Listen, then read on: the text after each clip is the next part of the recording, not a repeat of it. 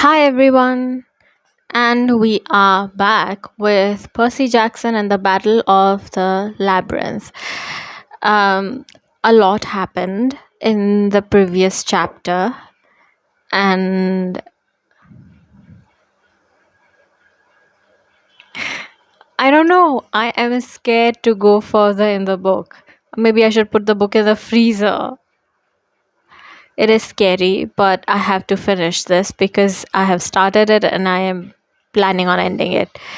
So, in the last chapter, we saw that Hera visited Annabeth, Percy, Tyson, and Grover in the labyrinth, gave them food, cleaned them up, and for God knows what reason, she said, "Oh, I can help you," and then she didn't. So that went really well. But let's not talk about the past, let's talk about the present. Chapter 7 that we are on, Tyson leads a jailbreak. The good news, the left tunnel was straight with no side exits, twists, or turns. The bad news, it was a dead end. After sprinting 100 meters, we ran into an enormous boulder that completely blocked our path. Behind us, the sounds of dragging footsteps and heavy breathing echoed down the corridor. Something, definitely not human, was on our trail. Tyson, I said, can you? Yes. He slammed his shoulder against the rock so hard the whole tunnel shook. Dust trickled from the stone ceiling. Hurry. Don't bring the roof down, but hurry, Grover said. The boulder finally gave way with a horrible grinding noise. Tyson pushed it into a small room and we dashed through behind it. Close the entrance, Annabeth said. We all got on the other side of the boulder and pushed. Whatever was chasing us wailed in frustration as we heaved the rock back into place and sealed the corridor. We trapped it, I said. Or trapped ourselves, Grover said. I turned. We were in a 6-meter square cement room.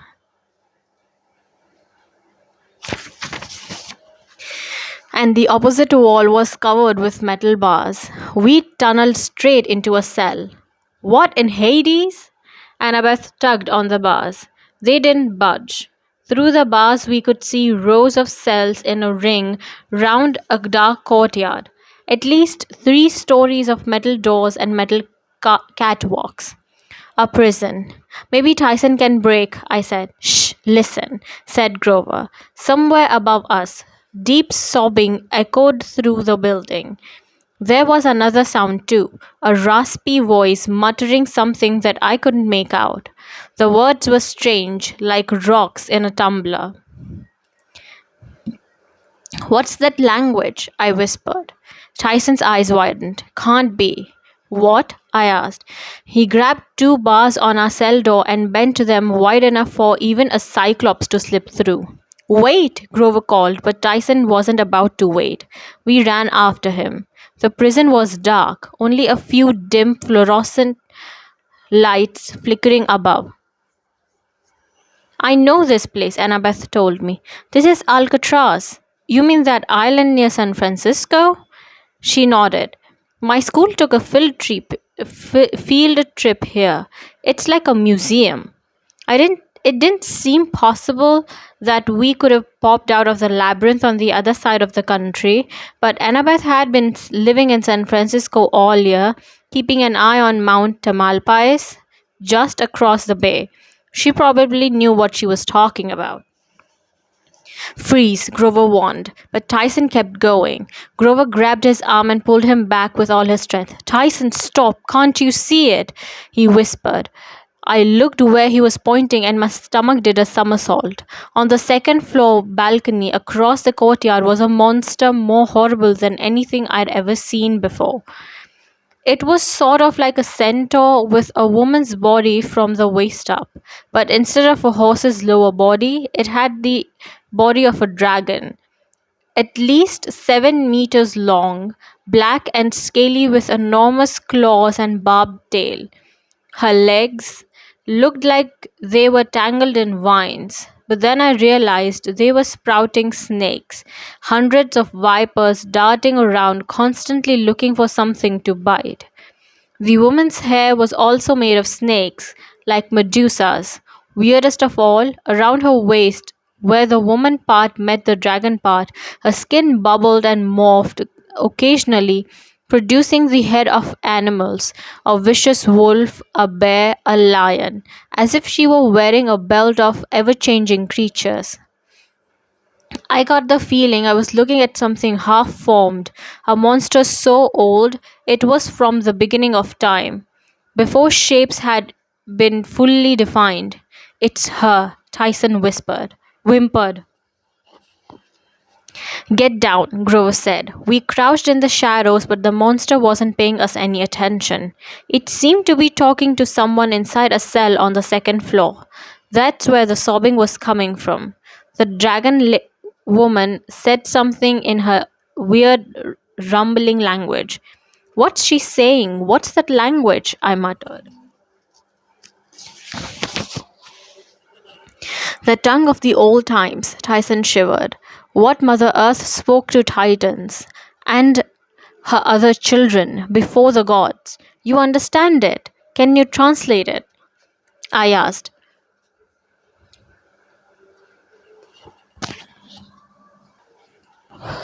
Tyson closed his eyes and began to speak in a horrible, raspy woman's voice. You will work for the master or suffer. I hate it when he does that. Annabeth shuddered. Like all Cyclops, Tyson had superhuman hearing and an uncanny ability to mimic voices. It was almost like he entered a trance when he spoke in other voices. I will not serve, Tyson said in a deep, wounded voice. He switched to the monster's voice. Then I shall enjoy your pain, Briareus. Tyson faltered when he said that name. I'd never heard him break character when he was mimicking somebody, but he let out a strangled gulp. Then he continued in the monster's voice. If you thought your first imprisonment was unbearable, you have yet to feel true torment. Think on this until I return. The dragon lady tromped towards the stairwell, vipers hissing around her legs like grass skirts. She spread wings that I hadn't noticed before. Huge bat wings she kept folded against her dragon back. She leaped off the catwalk and soared across the courtyard. We crouched lower in the shadows. A hot, sulphurous wind blasted my face as the monster flew over. Then she disappeared around the corner. Horrible, Grover said. I've never smelled any monster that strong. Cyclops' worst nightmare, Tyson murmured. Campe. Who? I asked. Tyson swallowed. Every Cyclops knows about her. Stories about her scare us when we were babies. She was our jailer in the bad years. Annabeth nodded. I remember now. When the Titans ruled, they imprisoned Gaia and Uranus's earlier children, the Cyclops and the Hecaton. The Heka what? I asked. The hundred-handed ones, she said. They called them that because, well, they had 100 hands. They were elder brothers of the Cyclops. Very powerful, Tyson said. Wonderful. As tall as the sky. So strong they could break mountains. Cool. Unless you're a mountain, I said. Campe was the jailer, he said. She worked for Kronos. She kept our brothers locked up in Tartarus, tortured them always, until Zeus came. He killed Campe and freed Cyclops and hundred-handed ones to help fight against the Titan in the big war. And now Campe is back, I said. Bad, Tyson summed up. So, who's in that cell? You said a name, I asked. Briareus, Tyson perked up. He's a hundred-handed one. They are as tall as sky and yeah, they break mountains, I said. I looked up at the cells above us, wondering how something so tall, as tall as the sky, could fit in a tiny cell, and why he was crying. I guess we should check it out, Annabeth said. before Campe comes back. I don't know, man. You shouldn't be making that kind of decision, like just casually, Annabeth. As we approached the cell, the weeping got louder. When I first saw the creature inside, I wasn't sure what I was looking at.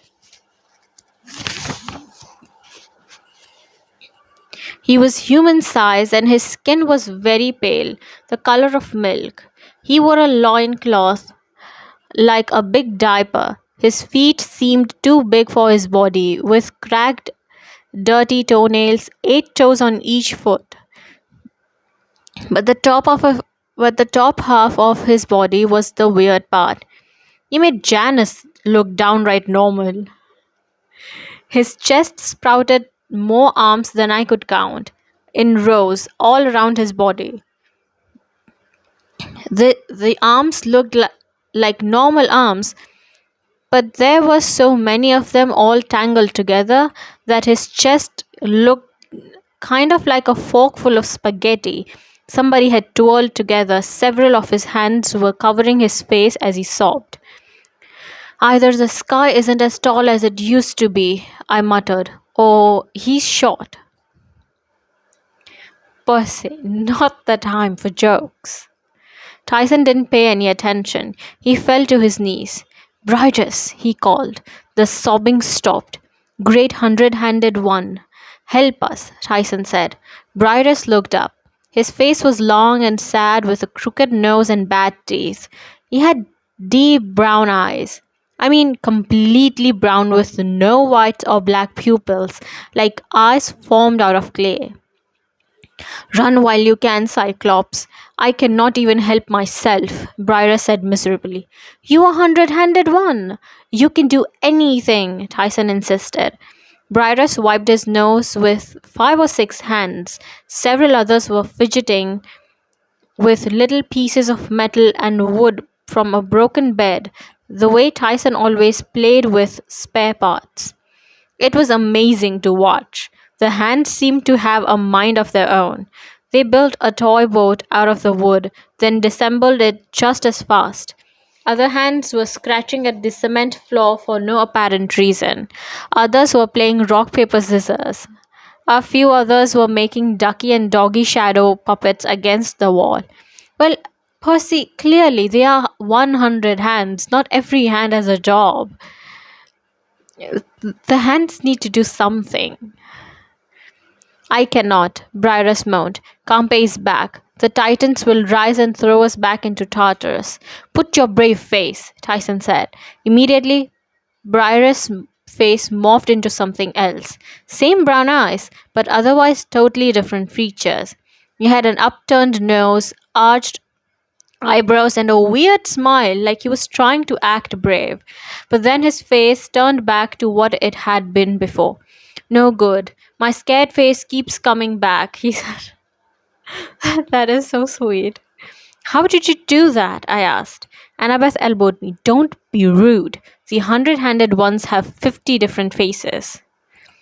Must make it hard to get a yearbook picture, I said. Percy, not the time. Tyson was still entranced. It will be okay, Briarus. We will help you. Can I have your autograph? Also, Tyson, not the time. Briarus sniffled. Do you have 100 pens? Guys, Grover interrupted. We have to get out of here. Campe will be back. She'll sense us sooner or later. Break the bars, Annabeth said. Yes, Tyson said, smiling proudly. Briarus can do it. He is very strong, stronger than Cyclops even. Watch. Briarus whimpered. A dozen of his hands started playing pat a cake, but none of them made an attempt to break the bars. If he's strong enough, why is he stuck in a jail? Annabeth elbowed me again. He's terrified, she whispered.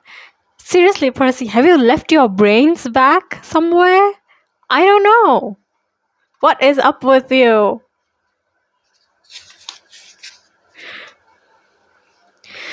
Campe imprisoned him in Tartarus for thousands of years. How would you feel? The hundred-handed one covered his face again. Briarus, what is wrong? Shows your great strength, Tyson asked. Tyson, I think you'd better break the bars, Annabeth said. Tyson's smile melted slowly. I will break the bars, he repeated. He grabbed the cell door and ripped it off its hinge like it was made of wet clay. Come on, Briarus, let's get you out of here, Annabeth said. She held out a hand. For a second, Briarus's face morphed into a hopeful expression. Several of his arms reached out, but twice as many slapped them away. I cannot. She will punish me, he said. It's all right, Annabeth promised. You fought the Titans before, and you won, remember? I remember the war. Briarus' face morphed again, furrowed brow with a pouting mouth. His brooding face, I guess. Lightning shook the world. We threw many rocks. The Titans and the monsters almost won. Now they are getting strong again. Campe said so. Don't listen to her. Come on, I said. He didn't move. I knew Grover was right. We didn't have much time before Campe returned, but I couldn't just leave him here. Tyson would cry for weeks. See, the only reason Percy's ready to help Briarus is because he doesn't want Tyson to cry for weeks. And clearly, we don't have the concept of time in the labyrinth, so we are not even sure how many weeks Tyson will cry.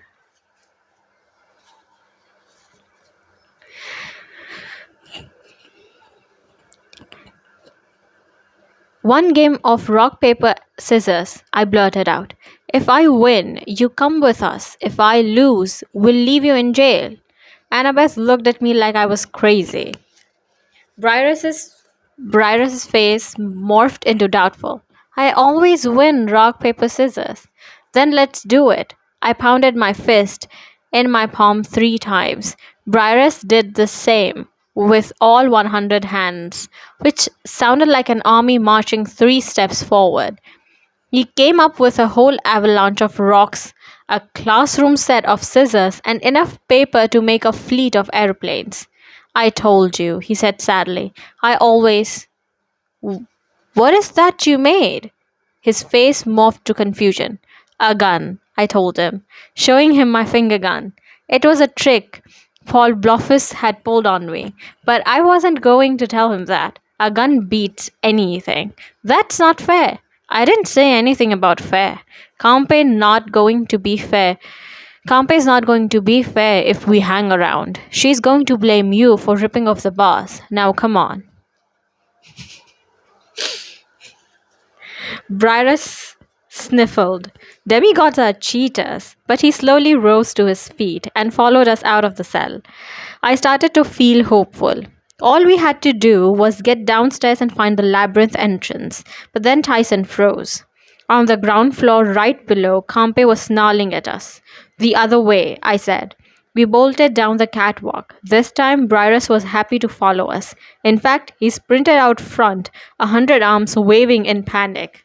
Oh my god, imagine that. I'm imagining that, and it looks so disastrous and funny at the same time.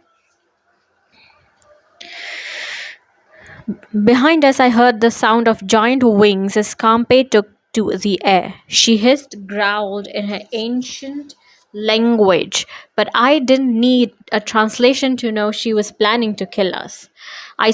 We scrambled down the stairs, through a corridor, and past a guard station, out into another block of prison cells. Left. I remember this from the tour, Annabeth said. We burst outside and found ourselves in the prison yard, ringed by security towers and barbed wire. After being inside so long, the daylight almost blinded me. Tourists were milling around, taking pictures. The wind whipped cold off the bay in the south. In the south, San Francisco gleamed all white and beautiful, but in the north, over Mount Tamalpais, huge storm clouds swirled. The whole sky seemed like a black top spinning from the mountain where Atlas was imprisoned, and where the Titan palace of Mount Orthius was rising anew. It was hard to believe the tourists couldn't see the supernatural storm brewing, but they didn't give any hint that anything was wrong. It's even worse, Annabeth said. gazing to the north. The storms have been bad all year, but that keep moving. She's behind us, Briarus wailed. We ran to the far end of the yard, as far from the cell block as possible. Campe's too big to get through the door, I said hopefully. Then the wall exploded. Tourists screamed as Campe appeared from the dust and rubble.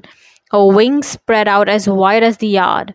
She was holding two swords, long bronze schmitters that glowed with a weird greenish aura, boiling wisps of vapor that smelled sour and hot even across the yard. Poison, Grover yelped. Don't let those things touch you or we'll die, I guessed. Well, after you shrivel slowly to dust, yes. Let's avoid the swords, I decided. Briarus, fight, Tyson urged. Grow to full size. Instead, Briarus looked like he was trying to shrink even smaller. He appeared to be wearing his absolutely terrified face. Campe thundered towards us on her dragon legs. Hundreds of snakes slithered around her body. For a second, I thought about drawing Riptide and facing her, but my heart crawled into my throat.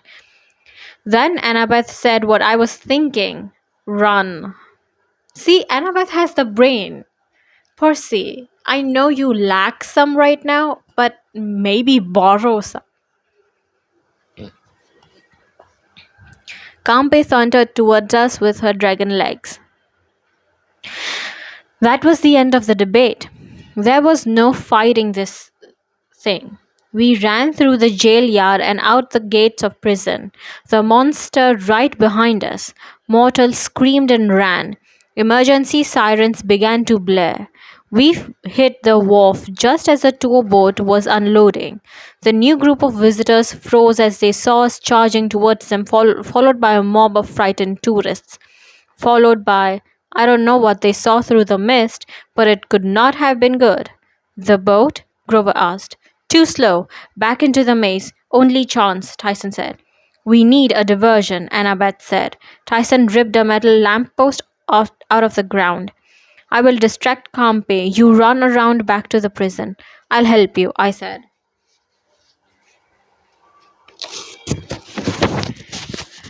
Too soon, too soon, too soon, too soon, too soon.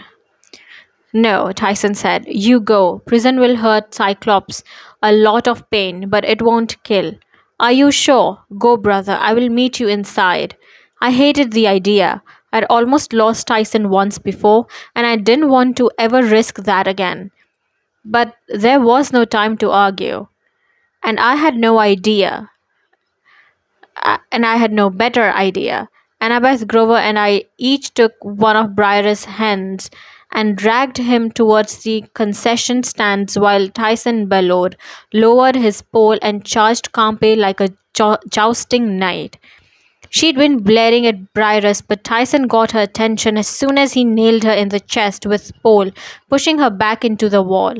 She shrieked and slashed her sword, slicing the pole to shreds. Poison dripped in pools all around her, sizzling into the cement. Tyson jumped back as Campe's hair lashed and hissed. The vipers around her legs darted their tongues in every direction. A lion popped out of the weird half formed face around her waist and roared. As we sprinted for the cell blocks, the last thing I saw was Tyson picking up an ice cream stand and throwing it at Campe. Ice cream and poison exploded everywhere. All the little snakes in Campe's hair dotted with chocolate sauce. We darted back into the jail yard.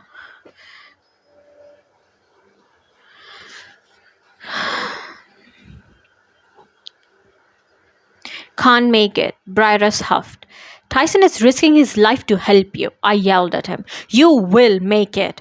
As we reached the door of the cell block, I heard an angry roar. I glanced back and saw Tyson running towards us at full speed, Campe right behind him.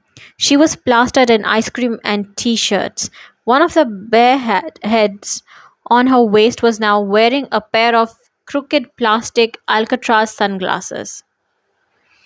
Hurry, Annabeth said, like I needed to be told that. We finally found the cell where we'd come in. but the block wall was completely smooth, no sign of a boulder or anything. Look for the mark. There, Grover touched a tiny scratch and it became a Greek delta. The mark of Daedalus glowed blue and the stone wall ground open.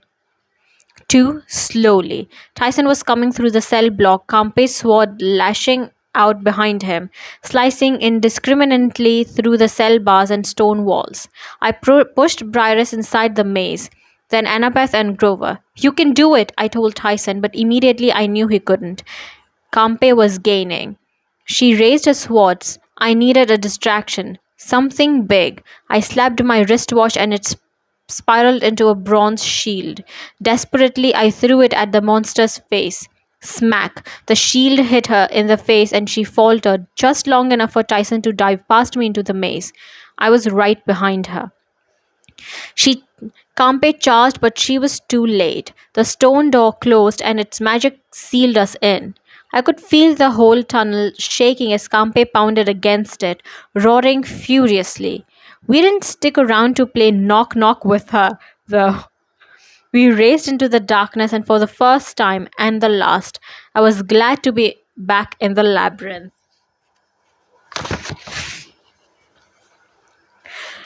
My god, I swear to God, just the feeling of Tyson about to die isn't a good feeling at all, especially when Tyson is putting himself in danger to save everyone else. And I know for the fact that because he has become a very beloved character to me, he is going to die in this book. It isn't going to be very pretty.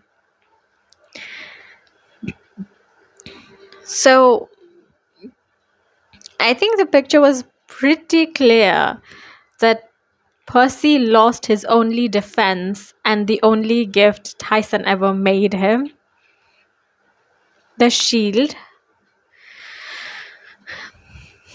And it is going to be so heartbreaking. I don't even know how to put it in words. Thank you so much for watching on this very sad note.